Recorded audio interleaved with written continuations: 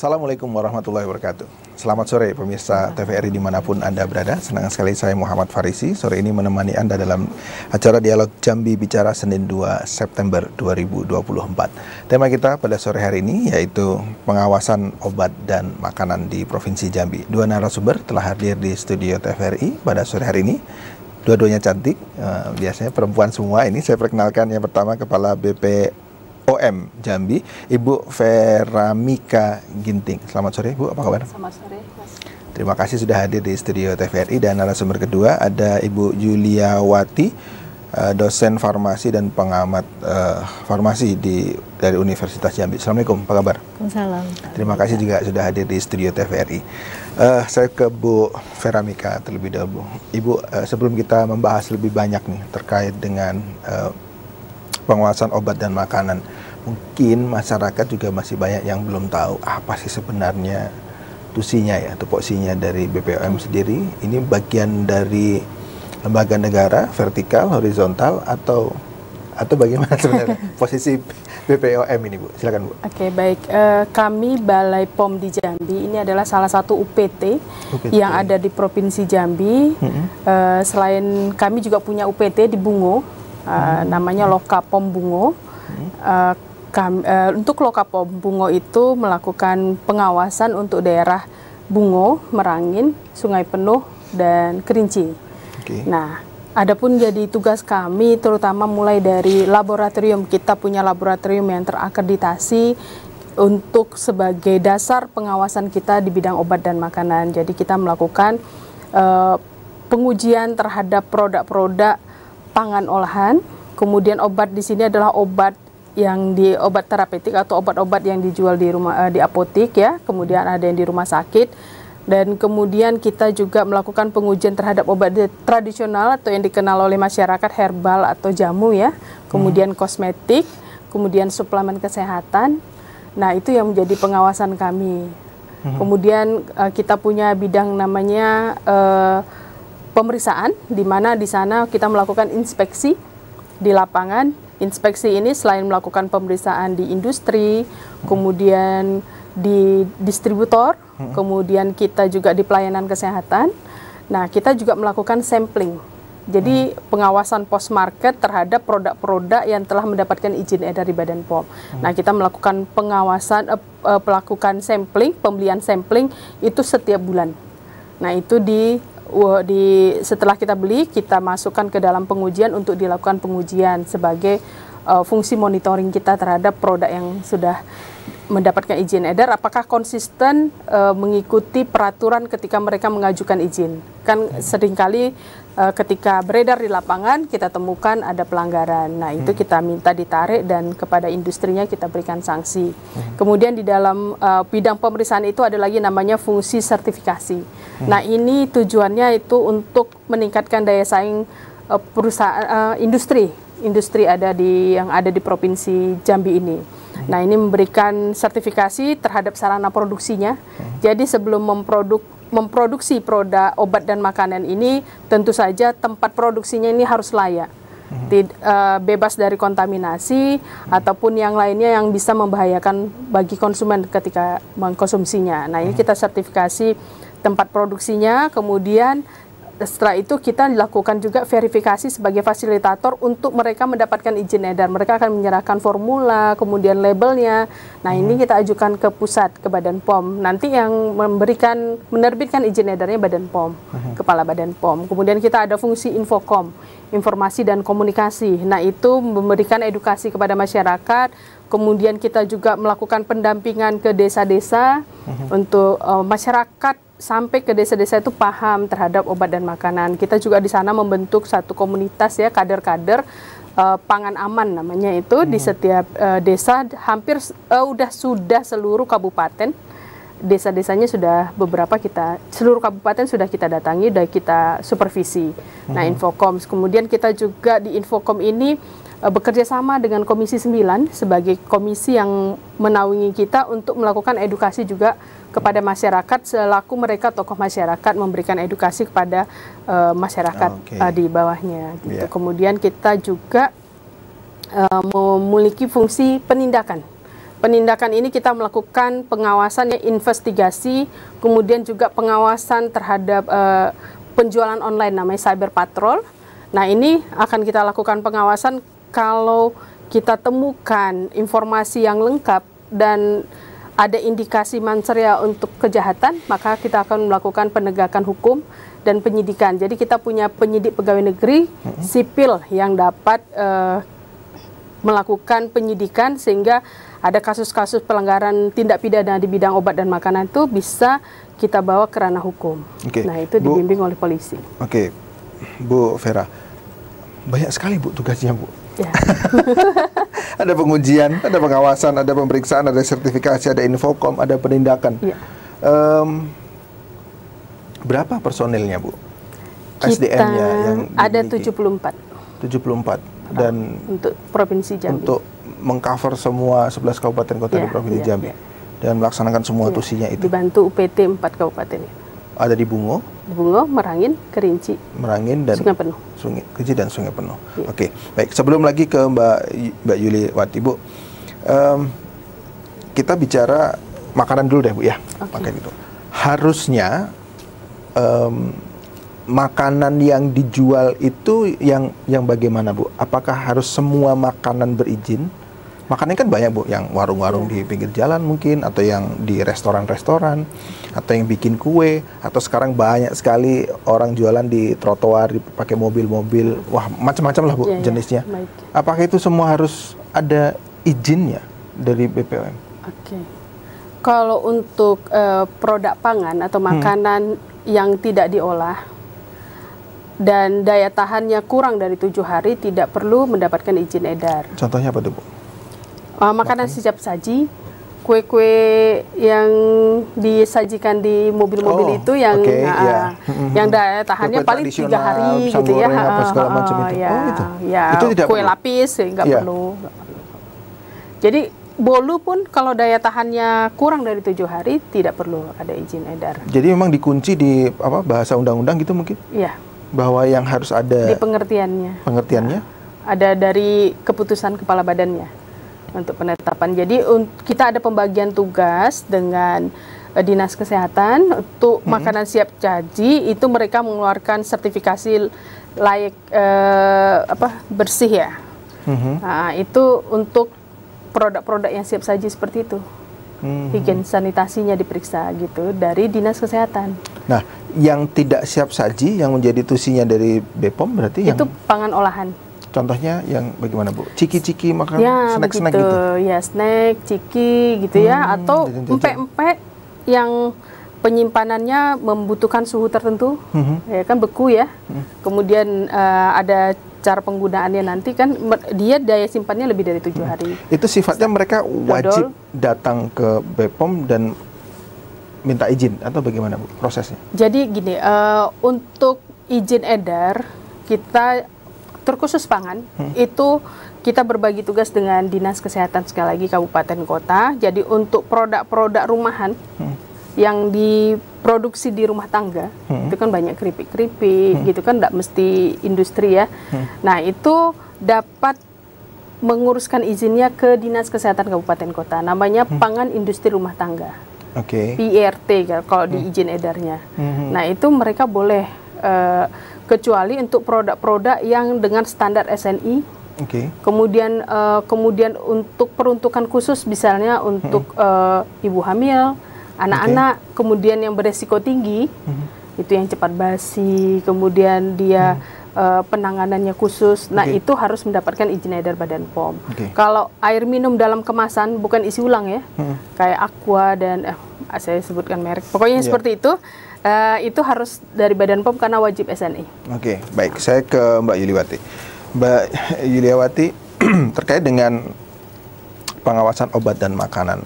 Menurut Mbak Yuli, pengamatan Mbak, apakah semua obat makanan yang beredar ya di Indonesia, di Provinsi Jambi khususnya, apakah semuanya sudah sesuai standarnya, sudah ada izinnya, dan masyarakat tidak perlu khawatir lagi nih, atau masih banyak sebenarnya barang-barang yang apa bahasanya ya tidak memiliki izin lah yang beredar di masyarakat? Gimana Pak? Jadi kalau misalnya menurut pendapat saya ya Bu, untuk di apotek saja masih ada barang-barang yang memang itu tuh sebenarnya tidak memiliki izin POM. Nah, kadang-kadang itu dikeluarkan dengan diam-diam. Doh, kok di apotek? Ya, yang harusnya seperti itu ya, Bu ya. Harusnya memang itulah nanti BPOM itu kan nanti bersama dengan Dinkes, dia kayak bestie. BPOM sama Dinkes turun ke lapangan untuk menindak yang seperti itu, mengawas dan memberikan edukasi biasanya. Tidak langsung tindakan ya, Bu, biasanya seperti itu. Apa tadi, Mbak, contohnya yang Mbak sampaikan tadi? Ya nanti kan diedukasi nanti dari BPOM atau Dinkes. Nggak, barangnya apa, produknya? Gitu. Ya kayak misalnya ada beberapa pikang suang ya, Bu ya. Pikang suang, obat salep yang dia cepet katanya kan. Nah itu kan ada beberapa pikang suang yang memang tidak ada izin edar. Nah itu kadang-kadang dia dikeluarin. Itu termasuk obat atau kosmetik atau sama gitu? Oh, kosmetik. Kosmetik seperti itu. Itu produksi dari mana? Dan apa kalau memang sudah banyak dan bukan rahasia umum lah kira-kira, kenapa tidak diproses, Mbak? Ya, jadi itu ada yang impor ya, Bu ya. Ada yang memang yang legal ada. Nah, kadang-kadang masyarakat ini masih pengen yang itu, nah yang impor itu gitu, nah masih milih yang itu gitu. Nah, jadi kadang-kadang ada yang bisnis itu yang memang kadang-kadang tidak bisa lepas. Ya, jadi kadang-kadang ya itu tadi saya bilang apoteker itu harusnya beriman ya, Pak ya. Apotek itu harus beriman gitu. Nah, kadang-kadang kan karena bisnis itu kan kadang lupa gitu. Nah, bukan lupa ya, kayaknya mungkin godaan ekonominya lebih besar. Mungkin ya. Kenapa orang melakukan itu kira-kira, Mbak? Apa faktor ekonomi saja? Karena memenuhi tuntutan ini kan, itu tadi kan kadang memenuhi keinginan dari konsumen. Jadi seperti itu, tapi itu tidak banyak, Pak. Ya karena biasanya ini kan edukasi ya. Jadi dari BPOM Dinkes itu biasa melakukan edukasi. Kemudian kalau terkait makanan, kadang-kadang ciki-ciki di SD itu yang kadang-kadang agak dikhawatirkan, Pak. Itu kan karena ada berita ya, Bu ya, yang makan ciki-ciki itu kemudian lagi jadi sakit gitu kan. Nah itu mungkin ciki-ciki yang murah-murah kali gitu kan. Nah itu mungkin ada indikasi gitu yang tidak terdata di BPOM, tidak mendapatkan izin edar di BPOM. Terus harusnya pemerintah bagaimana kalau seperti itu? Apakah tadi kan sudah ada pengawasan, kemudian juga harusnya tersertifikasi, kemudian juga sudah ada Infocom tadi yang di setiap desa pun bahkan ada, tapi masih ada pelanggaran-pelanggaran seperti itu. Menurut Mbak, di mana mislingnya? Mana yang perlu diperkuat gitu? Kalau menurut kami mungkin mungkin ada pelanggaran edukasi. Nah mungkin tindakan punishment-nya itu mungkin masih kurang seperti itu, Pak. Mungkin kan diedukasi, nanti habis itu dia bikin yang baru lagi, tempat yang baru lagi seperti itu. Nah mungkin jarang lah kalau kita melihat punishment untuk yang seperti itu tuh sepertinya jarang, Pak. Oke, baik, saya ke Mbak Juliawati lagi. Mbak Julia, terkait dengan pengawasan obat dan makanan tadi, kita bicara mengenai makanan dulu lah ya. Makanan yang standar, kemudian yang memang boleh dikonsumsi, itu yang bagaimana harusnya? Ya, jadi kalau dari BPOM sendiri kan makanan ya. Jadi dari BPOM sendiri kan udah ada standar ya, Pak. Kalau misal dari fisik aja ya, dari fisik kan kita bisa lihat dari warna kan, kemudian bau. Nah kalau misalnya kayak yang Ibu bilang tadi kan yang tidak mendapatkan izin BPOM kan kayak seperti yang di bawah 7 hari itu. Nah dari baunya, kalau memang sudah baunya udah enak, yang udah baunya udah berubah, nah itu juga nggak usah dimakan. Kan biasa kita bisa lihat ya bau-bau basi itu kan udah terasa. Kemudian ada perubahan rasa. Ya itu kan berarti menunjukkan bahwa makanannya sudah kualitasnya sudah kurang bagus. Kemudian yang agak dikhawatirkan itu misalnya ini Pak, warnanya terlalu cerah, terlalu glowing itu kan. Nah itu takutnya gitu. Pakai pewarna tekstil atau misalnya pewarna makanan tapi dalam jumlah yang banyak gitu. Nah itu kan ada resiko ya Pak, resiko kesehatan seperti itu.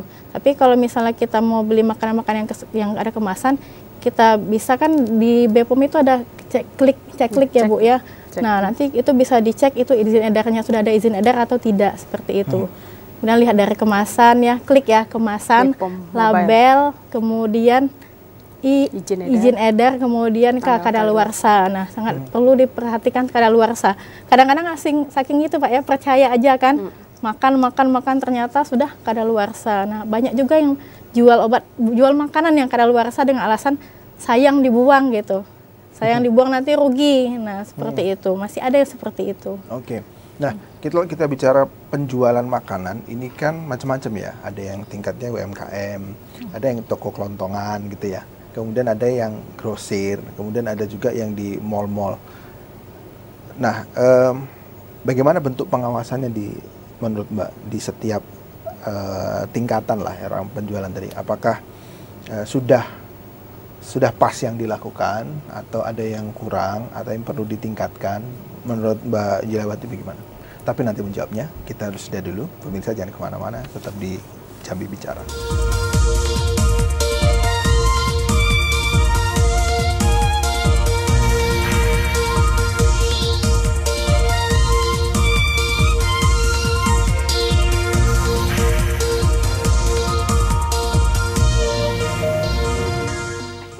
Terima kasih pemirsa, masih tetap bersama kami di Jambi Bicara. Kita masuk ke segmen yang kedua tentang pengawasan obat dan makanan.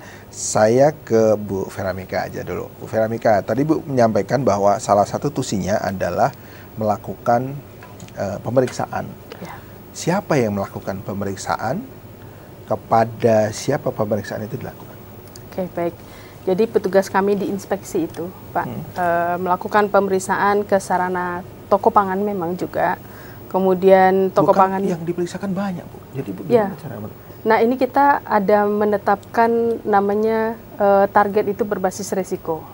Oh, nah, okay. Jadi setiap tahunnya itu ya, jadi diklasifikasi dari 800-an misalnya target sarana dalam satu tahun itu kan ada banyak kategori, ada sarana pangan, ada sarana obat tradisional atau jamu, kemudian ada sarana kosmetik, kemudian ada PBF, ada industri rumah tangga pangan, itu kita lakukan pemeriksaan. Tentu yang kita klasifikasi, yang kita utamakan punya resiko yang tinggi kepada masyarakat. Misalnya untuk apotik dulu lebih banyak gitu, atau kosmetik ini juga menjadi prioritas kami karena pengawasan kita itu bersifat post market sejak adanya notifikasi kosmetik, harmonisasi peraturan ASEAN. Dia pada saat pendaftaran dipermudah. Jadi kita lebih banyak menyampling atau melakukan pembelian sampel produk-produk kosmetik karena pengawasannya setelah mendapatkan izin edar baru kita lakukan pengawasan. Sedangkan tanggung jawab terhadap izin edar dari siapa, Bu, yang mengeluarkan? Badan POM. Kok baru melakukan pengawasan setelah diedar? Iya, karena itu berdasarkan harmonisasi ASEAN. Jadi aturan. Jadi mempermudah. Iya, tapi kita memverifikasi dokumennya. Nah, jadi nanti sanksi terhadap industri kosmetiknya itu menjadi sanksi internasional global, diumumkan. Jadi mereka harus bertanggung jawab terhadap kepercayaan masyarakat terhadap produknya, karena itu akan diumumkan sampai seluruh negara-negara yang terkait di situ. Contohnya apa, Bu, produk yang kemudian menyalahi aturan? Banyak, Pak. Beberapa kosmetik yang awalnya ketika mendaftar itu tidak mencampurkan misalkan tadi pewarna tekstil. Kemudian setelah itu dia tambahkan seperti kayak perona pipi, lipstik, seperti itu kan nggak boleh. Awalnya pada saat didaftarkan tidak bilangnya pakai. Tapi setelah itu dia tambahkan. Nah, gitu ini kita lakukan sampling. Kemudian nanti di perusahaannya ini kita kasih peringatan dan menarik seluruh produk yang ada beredar di Contoh Indonesia. Apa, Bu? 1, 2, 3 produknya boleh disebut, Bu? Apa ya? Apa contohnya? Bukan yang kosmetik. Siu ya kemarin dia. Iya, ada lah, Bu, ya. Iya, ada lah. Ada, dia tidak semua. Nah, itu langsung kita tarik. Bu, kalau kita bicara persentase dari sekian banyak produk, kemudian yang menyalahi aturan, kemudian dilakukan pemeriksaan, sampling dan itu berapa persen? Nggak banyak. Karena kan sudah hampir jutaan ya izin edar itu dikeluarkan untuk kosmetik. Nah, artinya itu masyarakat tidak perlu khawatir ya. Artinya misalnya, wah ternyata kita dibanjiri produk-produk yang tidak sepanjang sesuai. ada izin edar Badan POM. Nah, kita memang lebih ini ya, seperti yang disampaikan Ibu tadi, bahwa sebenarnya konsumen juga harus bijak untuk memilih kayak produk-produk itu yang terlalu berbinar, warnanya merah. apa namanya istilahnya, Tinggi merah apa tuh? Dia seperti ini. Nah itu jangan kita ini kan, kemudian kalau misalnya lipstiknya terlalu tahan lama gitu ya, dilap pun nggak hilang-hilang. Nah biasa itu Malah dari justru harus pewarna. curiga gitu ya. Kalau terlalu lama, walaupun nanti dibilangnya waterproof dan yang lainnya, itu pasti ada batasannya. Kalau produk yang ini ya. Tapi kalau tekstil itu memang tahan lama sekali. Oke. Jadi timnya Ibu kemudian melakukan klasifikasi tadi terhadap apa yang mau diperiksa, kemudian secara kontinu memeriksa dan melakukan sampling gitu Bu ya. Ya. Nah sampling itu tadi Bu berarti datang misalnya ke apotek gitu, Iya. atau ke pabriknya atau kemananya? Semuanya Mbak. Jadi kita ke industri yang ada di Provinsi Jambi, karena wilayah kita, pengawasan kita di Provinsi Jambi. Kemudian untuk sarana distribusinya, kemudian distributornya kita datangi. Nah untuk penarikan produk itu tentu sebenarnya menjadi sanksi juga buat yang industrinya, karena harus dimusnahkan. Itu udah rugi berapa mereka ya untuk pemusnahan itu. Kemudian kita juga ada bertingkat, jadi pembinaan itu kalau sampai berapa kali mereka ini melakukan hal yang sama atau indikasi bahan berbahaya di dalam, kita cabut izin edarnya begitu. Jadi sanksi yang diberikan itu ada berapa tahap? Administrasi dulu gitu misalnya? Ya, administrasi. Pencabutan aja? Ya, pencabutan. Pidana tidak ada? Tidak ada, kalau di awal nggak ada. Tapi kalau sudah berulang itu kan berarti udah ada mensrea ya, tindak pidana. Nah itu kita angkat ke ranah hukum. Kalau di Jambi sendiri Bu, ada pernah kasus Bu seperti itu? Untuk kosmetik, karena tahun terakhir misalnya, 2 tahun terakhir? industri kosmetik kita juga baru ini ya, baru ada 1 tuh yang mendaftarkan produknya, dan sampai saat ini aman-aman aja. Oke.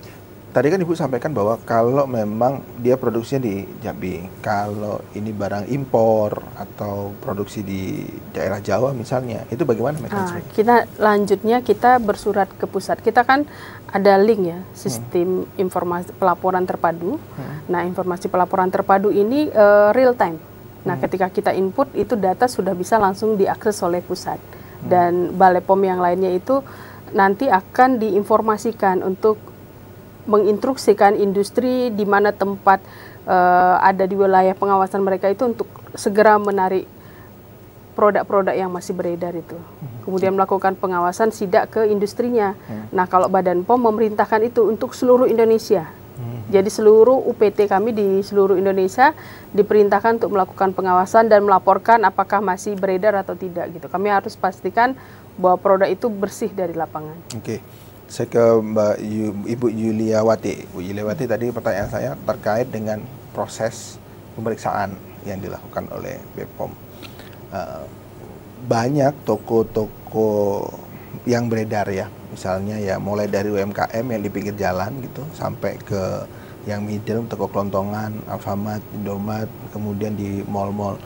Nah, apakah pengawasan yang dilakukan menurut Bu Yuliawati udah benar, sudah baik, atau ada yang perlu ditingkatkan lagi? Kalau menurut saya Pak ya, jadi kalau misalnya kita lihat ya, kalau kita ingat BPOM itu kayaknya kalau di tagline-nya tuh menginvestigasi OK gitu. Nah jadi kalau misalnya yang terpublish itu tuh kalau misalnya ada masalah aja gitu kan. Nah apakah dia rutin atau tidaknya itu kan kadang-kadang kurang publish Pak di masyarakat gitu. Nah jadi kalau kami menilai mungkin belum terlalu, mungkin karena banyak tupoksi tadi Pak ya, mungkin belum terlalu intensif atau mungkin publikasinya yang kurang gitu. Jadi misalnya pas dia mungkin tim persnya mungkin Bu ya belum konten-konten yang menarik gitu ya.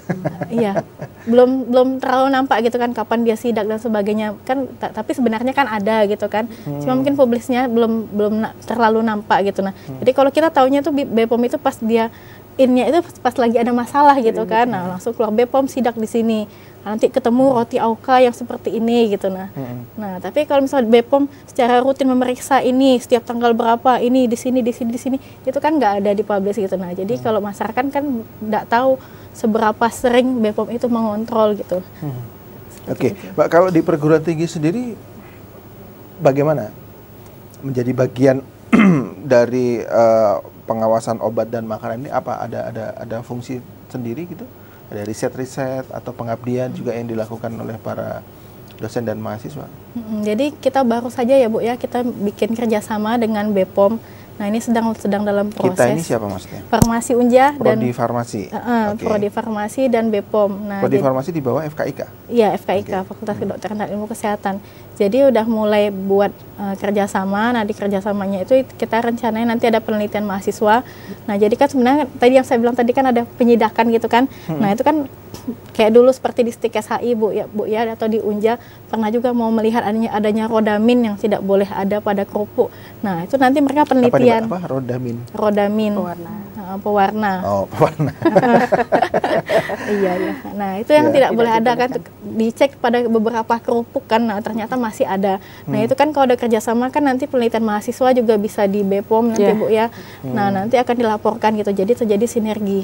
Kemudian juga tahun 2022 kalau nggak salah, nah itu sudah ada program BPOM itu BPOM mencari duta BPOM. Nah, salah satunya duta kosmetik.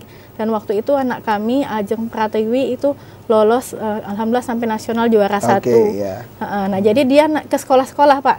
Ke sekolah-sekolah untuk mensosialisasikan keamanan penggunaan kosmetik melalui tadi klik tadi. Jadi sebagai apa perpanjangan dari edukasi dari BPOM. Jadi kerjasama sebenarnya sudah ada gitu, cuman implementasi MOU-nya baru sekarang. Misalnya tadi kita kampanye tentang penggunaan kosmetik ya, apalagi anak-anak sekarang SMP udah pakai makeup ya. Nah, apa yang disampaikan? Gimana caranya memilih kosmetik yang benar misalnya? Gimana?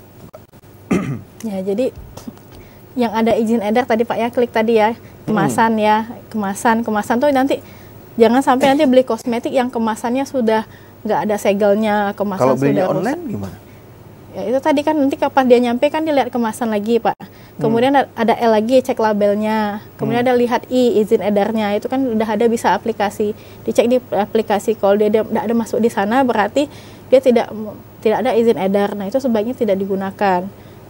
Kemudian ada K lagi, satu lagi klik tadi kan Pak, kadaluarsa. Nah itu dicek kembali apakah masih kadaluarsa atau tidak. Sebenarnya dalam kosmetik itu kan kalau online ini kan kalau kasat mata ya Pak ya, misalnya kayak krim gitu kan, pas kita tetesin terlalu cair ya, itu kan sebenarnya tidak harusnya kan dia semi padat ya Pak ya, berarti mungkin dia sudah rusak seperti itu gitu. Nah jadi itu yang mau diajarkan kepada ini siswa-siswa gitu ke sekolah-sekolah. Tapi yang jelasnya intinya di izin edar itu Pak, yang lebih ditekankan. Tapi siswa-siswa pakai makeup tuh boleh ya? Enggak sih Pak. Ini kan siswanya sudah SMA kan, jadi kan dia belajar juga Pak. Oh iya. Persiapan juga ya, kan. Pakai makeup ke sekolah.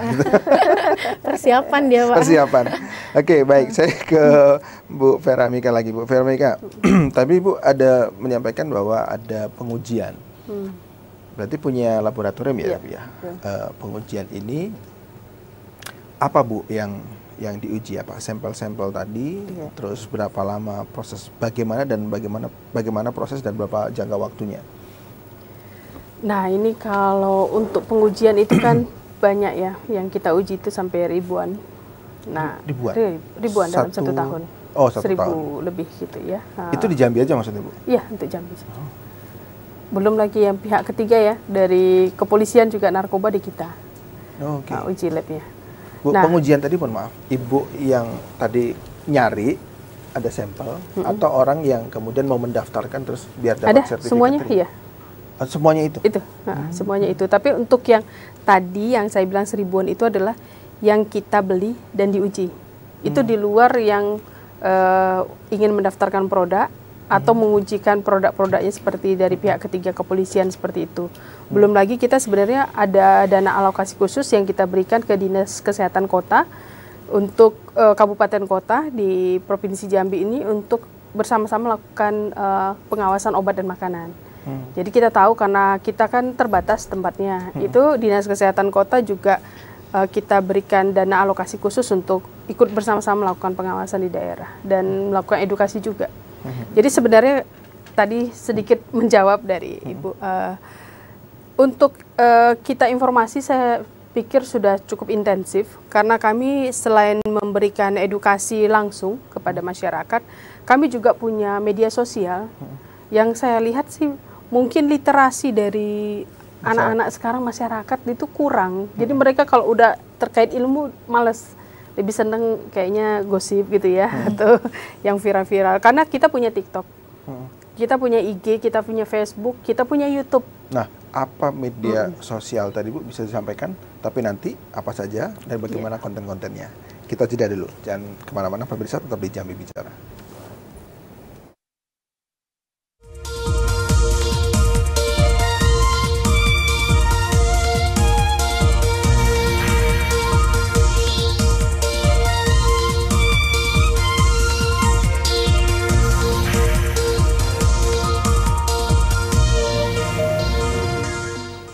Terima kasih masih bersama kami pemirsa. Kita masuk ke segmen yang ketiga dan di segmen ini kami mengundang Anda untuk berdialog bersama kami di line telepon 0741 663885 atau nomor telepon yang ada di layar televisi Anda. Kita sapa penelpon dulu. Assalamualaikum, selamat sore. Selamat sore. Assalamualaikum, selamat sore. Waalaikumsalam warahmatullahi taala wabarakatuh. Selamat sore. Ya, Pak Yudi, apa kabar Pak Yudi? Alhamdulillah, panas cuacanya. Silakan Pak Yudi, terima kasih sudah bergabung. Ya, maaf.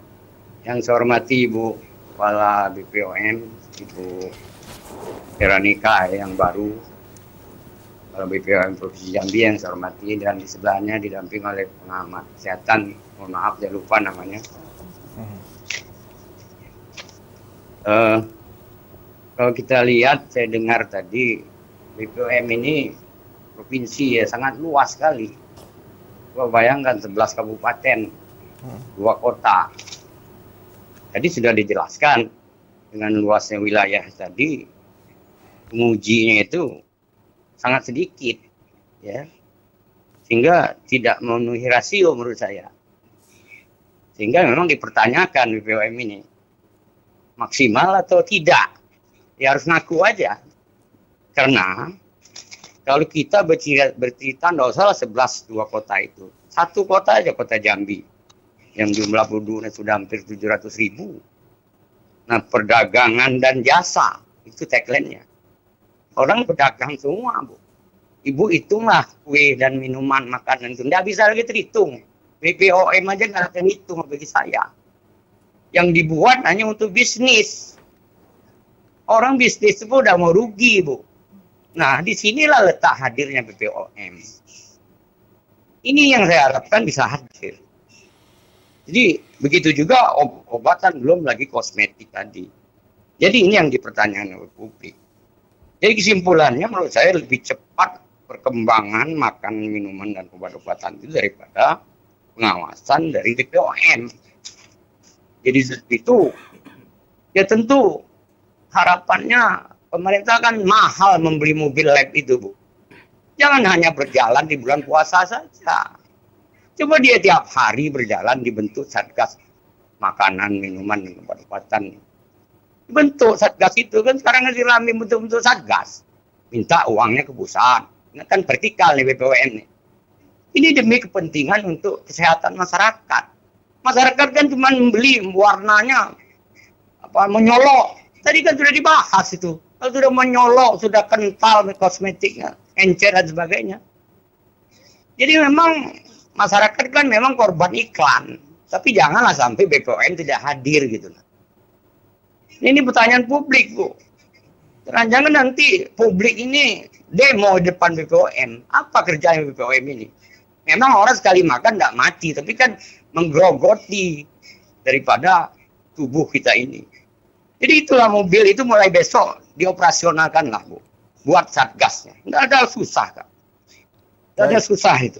Itulah salah satu upaya menurut saya daripada duduk-duduk aja pegawainya di kantor.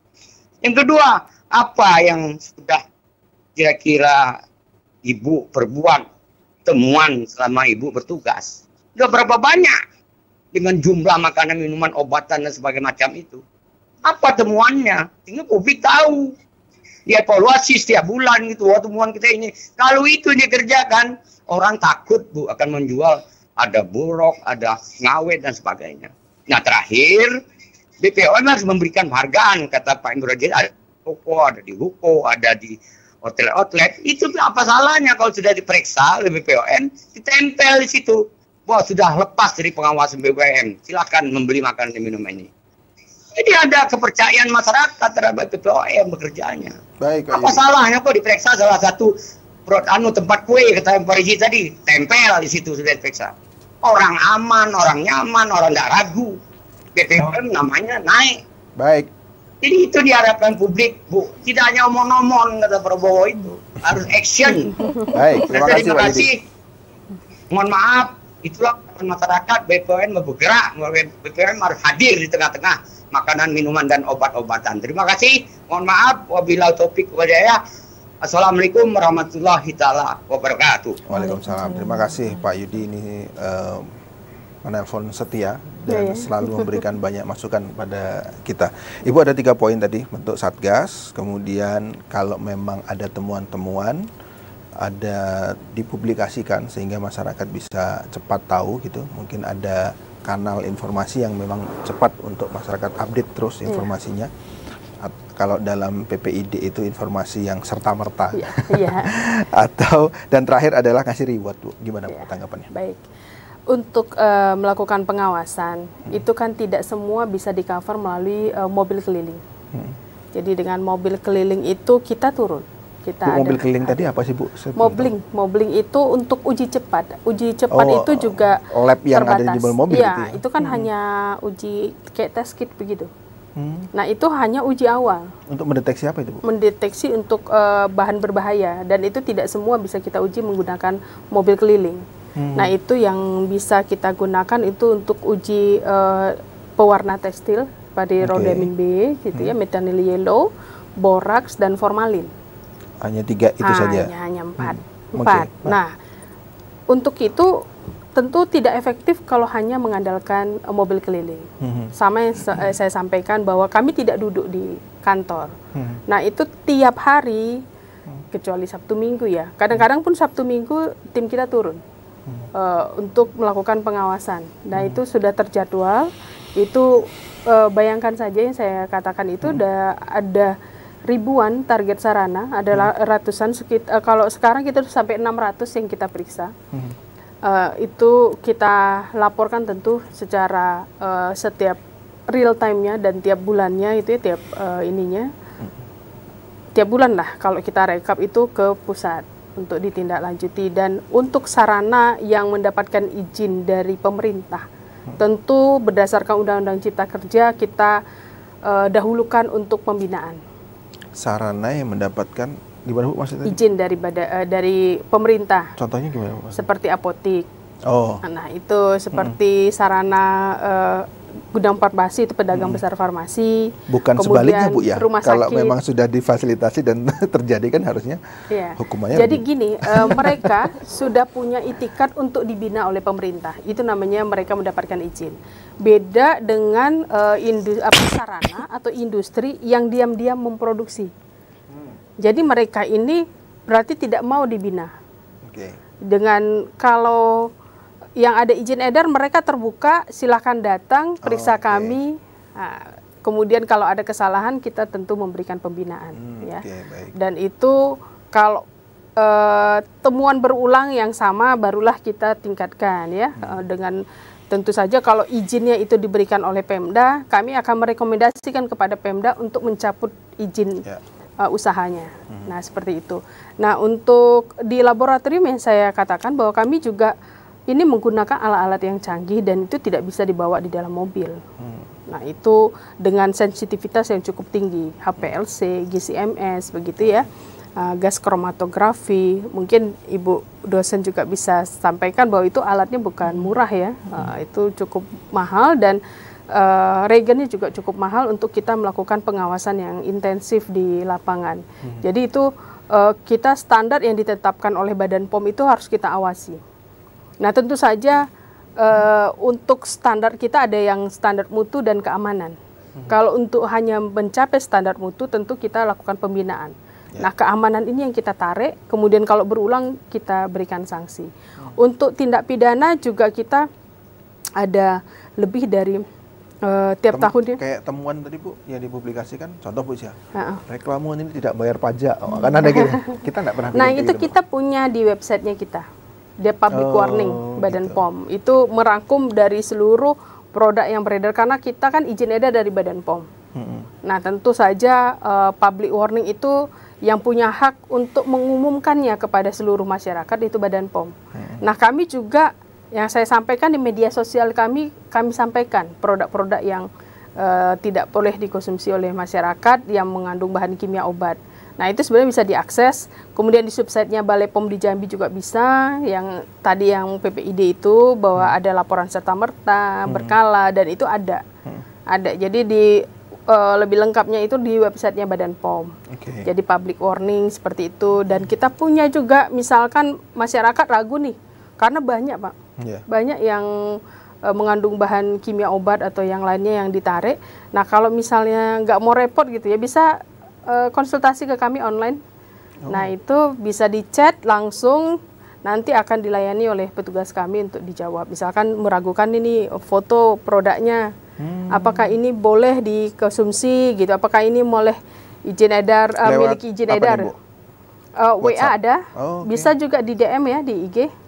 Kemudian di TikTok juga ada, kan bisa untuk kita chat gitu. Jadi memang ada hot call-nya dan setiap hari itu ya? Ada. Kemudian kita juga setiap Senin kita ada di MPP Kota Jambi untuk bisa ditemui, ditanyakan langsung atau mendaftarkan produk ya. Nah, kemudian itu hal-hal yang kita coba untuk menjangkau kepada masyarakat supaya teredukasi gitu ya, terinformasi apa yang ingin mereka ketahui. Nah, untuk yang kita tadi ya sampling di lapangan, tentu satu lagi yang saya katakan bahwa kita namanya sampling, tidak semua produk yang diproduksi langsung kita uji, karena itu menjadi tanggung jawab dari pemilik izin edar atau industrinya, produsennya. Mereka punya tanggung jawab lebih besar daripada kami Badan POM yang memiliki izin edar. Jadi kita lakukan sampling.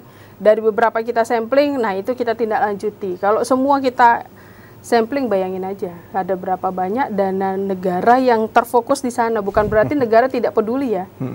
Tapi saya pikir itu juga masyarakat harus punya literasi, harus punya juga keinginan untuk mengawasi, kemudian melaporkan kepada kami.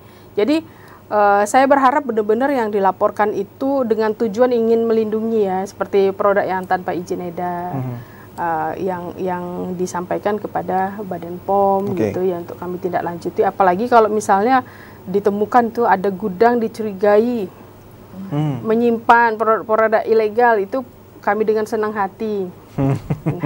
Ya, tapi bukan berarti kami tidak melakukan penindakan. Baru-baru ini juga kami sedang sidak ya. Jadi ada temuan dan laporan Bu ya, istilahnya gitu ya. Temuan itu memang dari timnya Satgas yang melakukan cuman temuan. Tidak semua tentu perlu diekspos ya.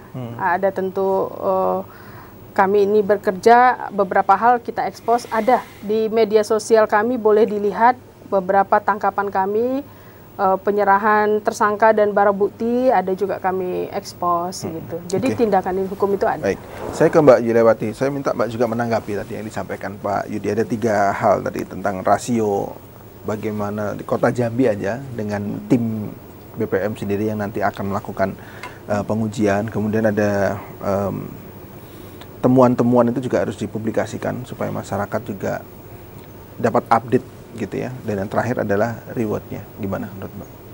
Ya, tadi menarik ya Bu ya, dibikin apa reward sudah memenuhi syarat BPOM besar-besar gitu ya, mungkin bisa jadi ini, jadi usulan yang baik untuk tapi nanti tiba-tiba kalau ternyata dia sembunyikan gimana?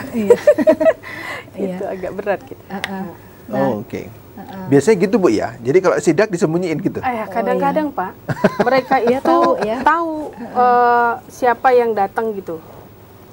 Nanti kan, misalkan gini ya. Timnya pakai nyaru apa gitu, atau intel gitu, atau pakai seragam? Kenal dia biasanya. Iya, kenal. Tahu ya?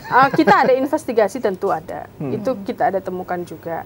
Cuma kalau pada saat kita pemeriksaan, kalau yang rutin, kan mereka tidak punya kewenangan. Kan untuk menggeledah harus ada surat perintah penggeledahan. Berarti cuma beli? Enggak, kita memang melakukan audit, tapi di sarana yang diperbolehkan. Jadi kalau tempat-tempat privasi. Sampai mana Bu batasnya? Di tempat penjualan itu. Jadi maksudnya yang menjadi sarana toko bisa kita lihat. Tapi kalau di tempat yang terkunci gitu, nah ini kan harus ada surat perintah penggeledahan kan? Nanggung sekali, Bu. Nah iya. Nah itu beda. Kalau dia memang nyimpannya dikunci kan, baru ada orang minta baru dikasih kan, kita nggak tahu gitu, Bu ya. Iya, tapi kalau memang dari insting dari petugas itu ada ini didampingi oleh pemilik itu boleh. Misalkan Bu tolong dibukakan begitu kan kita lihat. Boleh. Okay. Nah ini saya kan dulu juga di bagian lapangan. Nah itu bisa jadi itu disimpan di balik lemari, Pak. Itu dia punya kayak laci yang double. Apa ya? Bukan. Apa kayak ini kita pikir itu dinding, ternyata di baliknya ada lemari. Nah itu kamuflase itu bisa saya temukan dulu ya di lapangan. Seperti itu, hal-hal yang seperti itu udah terjadi. Kemudian nanti di bawah tempat tidur itu kasur, mereka punya ternyata kotak lagi di situ dibongkar begitu. Nah, itu tugasnya di bidang penindakan. Nah, kita turun itu biasanya dengan kepolisian. Nah, itu dengan dilengkapi dengan administrasi penyidikan. Nah, itu kita bongkar karena kita sudah ada sudah melakukan investigasi sebelumnya bahwa mereka memang melakukan tindak pidana di bidang obat dan makanan. Nah, itu yang kita lakukan. Mbak Yuli menanggapi tadi terputus soalnya. Gimana? Iya. Terkait tadi ya Bu ya masalah penyidakan tadi ya memang kalau kita bandingkan dengan jumlah kayak kata Ibu tadi HPLC kan. HPLC itu memang tidak bisa mau dibawa kemana-mana gitu kan Pak, resiko rusaknya tinggi. Kemudian kita butuh analis yang memang paham pengerjaannya, salah-salah penggunaannya itu bisa rusak. Nah itu juga tidak semua ya Bu ya, tidak semua akan diuji. Benar kata Ibu tadi, penggunaan anggaran negara juga cukup besar kalau semua akan diuji. Tapi mungkin nanti kalau misalnya memang ada yang laporan-laporan tertentu, nah itu mungkin akan lebih fokus nanti BPOM ke sana seperti itu. Oke, kita harus jeda dulu, masih ada satu segmen lagi pemirsa, jangan kemana-mana, tetap di Jambi Bicara.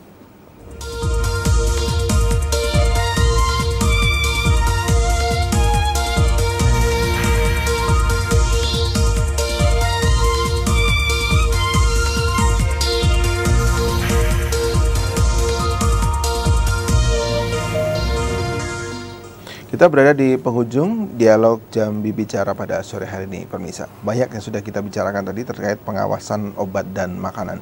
Mbak Yuli, terakhir apa yang ingin Mbak sampaikan ke masyarakat? Baik, jadi untuk kita bersinergi ya bersama-sama dengan BPOM, jadi masyarakat juga bisa mengecek ya mengenai keamanan ataupun layak edarnya suatu obat ataupun bahan makanan atau kosmetik itu dengan mengecek klik ya. Jadi ada K kemasan, dicek kemasannya, kemudian L labelnya, kemudian izin edar itu bisa dicek di klik BPOM, kemudian kadaluarsa. Pastikan bahwa memang makanan yang kita konsumsi itu tidak kadaluarsa. Dan kemudian tadi terkait dengan kosmetik ya, jadi kosmetik itu tidak hanya yang bikin merah-merah gitu kan, lipstick, eyeshadow dan sebagainya, tapi gosok gigi, sikat gigi, sunscreen itu juga adalah kosmetik gitu ya, yang fungsinya untuk memperbaiki fungsi odolnya, ya odolnya. Kemudian hand body ya, itu kan biasa digunakan untuk anak-anak sekolah ya, anak-anak SMA gitu kan. Sunscreen juga yang sudah menjadi kebutuhan bagi masyarakat seperti itu. Harus klik tadi ya? Klik. Oke, terima kasih. Terakhir Ibu Vera. Oke, baik. Kami Badan POM memang punya tugas utama adalah melakukan pengawasan obat dan makanan. Tentu saja kita masih punya keterbatasan. Tidak semua produk yang beredar itu otomatis 100% aman bisa dikonsumsi oleh masyarakat. Tapi kami punya media sosial untuk membantu masyarakat bertanya. Kemudian juga belajar dari edukasi yang kami berikan melalui media sosial kami. Mohon kepada Bapak Ibu sekalian, para pemirsa ini bisa follow kami dan juga aktif bertanya di media sosial. Apa nama IG-nya tadi? Balai POM Jambi, Balai POM di Jambi. Jadi BPOM Jambi itu bisa semuanya sama ya. BPOM Jambi itu ada Instagram, Facebook, TikTok, kemudian YouTube. Nah ini bisa belajar dari sana. Kemudian untuk izin edar kita punya aplikasi BPOM Mobile, itu bisa kita install ya di Android maupun di iPhone. Nah ini bisa masyarakat boleh lebih mandiri melakukan juga pemeriksaan, dan juga kalau ada tindak pidana ya bidang obat dan makanan, ada kecurigaan adanya kejahatan di sana, boleh dilaporkan juga kepada kami. Terima kasih Ibu Vera dan terima kasih Mbak Yuli sudah hadir di studio TVRI dan memberikan banyak informasi dan edukasi bagi masyarakat. Demikian tadi dialog kita pada sore hari ini pemirsa. Terima kasih atas perhatian Anda. Saya Muhammad Farisi. Saya akhiri. Assalamualaikum warahmatullahi wabarakatuh. Sampai jumpa.